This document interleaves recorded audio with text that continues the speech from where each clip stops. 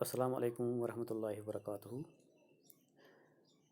بچوں، اس وقت ہم تیسری جماعت کا اردو پڑھیں گے اور اس میں آج ہم نے ٹاپک لیا ہے جس کا نام ہے ہمسایہ۔ ہماری کتاب کا پیج نمبر 27 ہے۔ یہ پیج نمبر 27 پر ہم چلیں گے، وہاں پہ یہ ٹاپک دیا گیا ہے۔ میں پڑھوں گا اور پڑھنے کے ساتھ ساتھ اس کے معنی بھی بتاؤں گا۔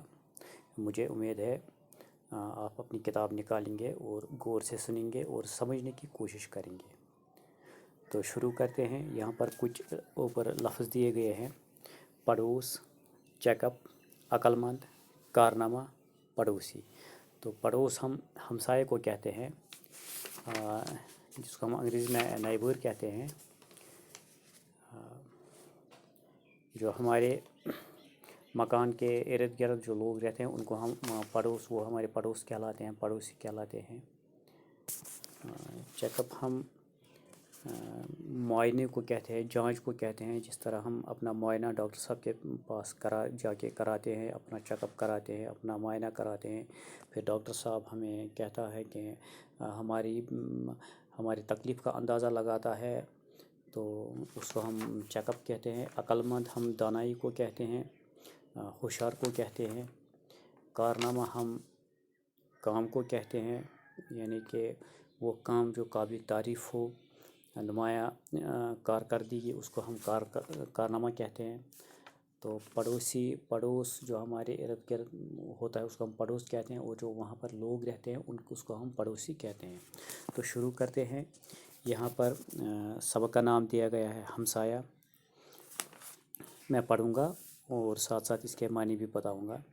اسلم اپنی امی کے ساتھ گھر میں اکیلا تھا، اس کے پاپا باہر گئے تھے۔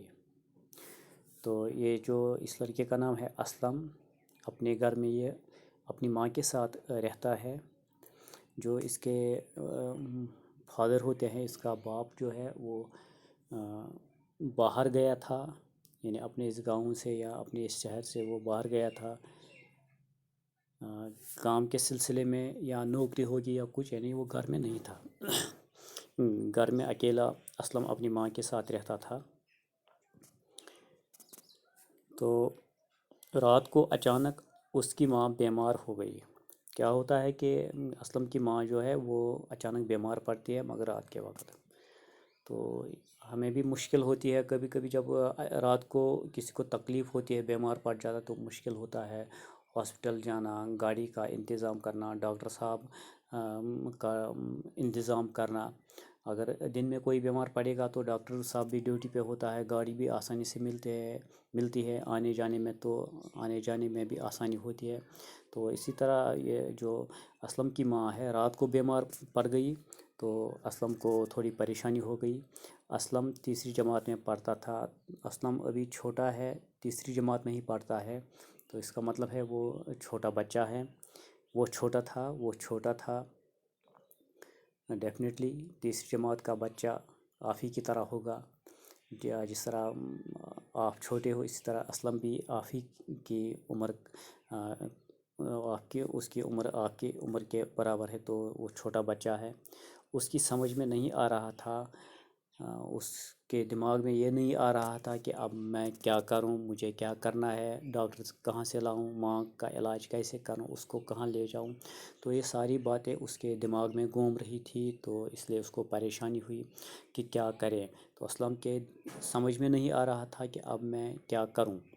امی درد سے چیخ رہی تھی، لیکن دوسری طرف جو اس کی ماں تھی اس کو بہت زیادہ تکلیف تھی، وہ درد سے چلا رہی تھی۔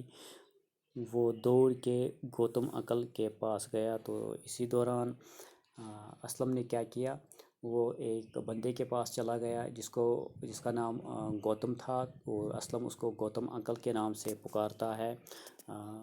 تو یہ اسلم گوتم انکل کے پاس چلا گیا۔ گوتم کا مکان سامنے تھا، گوتم اس کے نزدیک ہی رہتا تھا، تو اسی کا نام ہے ہمسایہ، پڑوسی۔ یہ اس کا پڑوسی ہے گوتم انکل۔ گوتم انکل کا مکان جو ہے اسلم کے مکان کے نزدیک ہی ہے، تو یہ اس کا ہمسایہ کہلاتا ہے۔ تو اسلم نے کیا کیا، اپنے ہمسائے گوتم انکل کے پاس چلا گیا۔ اس نے آواز دی، اسلم نے آواز دی، گوتم انکل، گوتم انکل، گوتم جاگ جاگ۔ تو اسلم نے باہر سے گوتم انکل کو آواز دی کہ گوتم انکل آپ جاگ جائیے۔ وہ باہر آیا اور اسلم سے پوچھا، تو گوتم انکل اپنے گھر سے باہر آیا اور اسلم سے پوچھا کہ بیٹا بتا کیا بات ہے، بیٹا کیا بات ہے۔ تو گوتم انکل نے اسلم سے حال چال پوچھا کہ بتاؤ کیا پرابلم ہے، اتنی رات کو آپ کو کیا مسئلہ پیش آیا کہ آپ میرے پاس چلے آئے۔ اسلم نے کہا، تو اسلم نے واپس جواب دیا، انکل پاپا باہر گئے ہیں اور امی اچانک بیمار ہو گئی۔ تو اسلم نے سارا قصہ سنایا کہ ایسے ایسے ہوا ہے، میرے پاپا ہے باہر گئے ہیں کام کے سلسلے میں، وہ گھر میں نہیں ہے، اور میری امی جو ہے وہ بیمار پڑ گئی ہے، بہت درد ہے اس کو، تکلیف ہے اس کو، اس لیے میں آپ کی مدد لینے یہاں پر آیا ہوں۔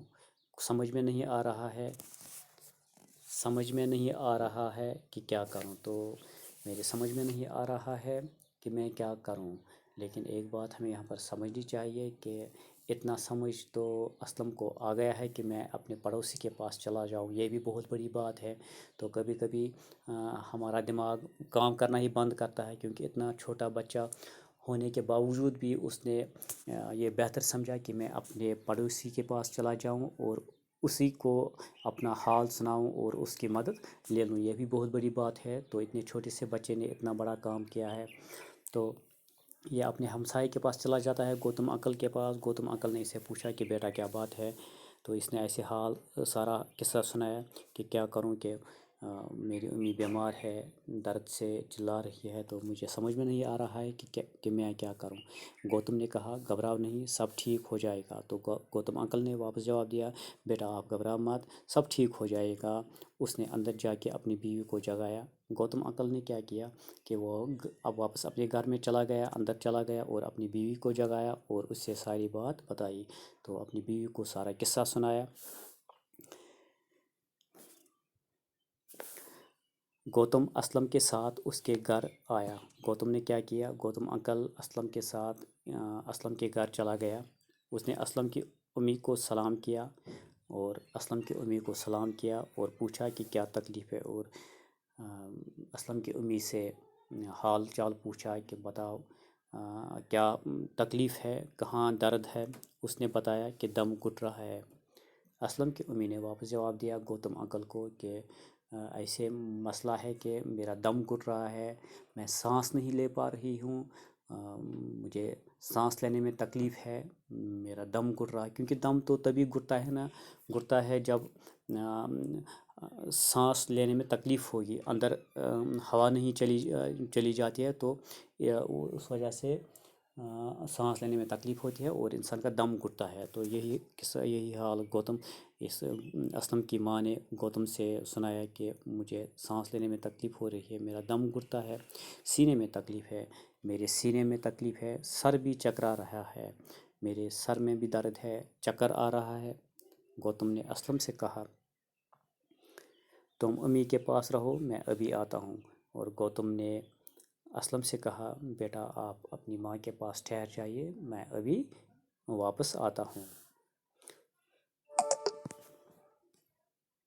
تو بچوں، یہ یہاں تک ہم نے اس سبق کو اس کا آدھا حصہ پڑھا ہے۔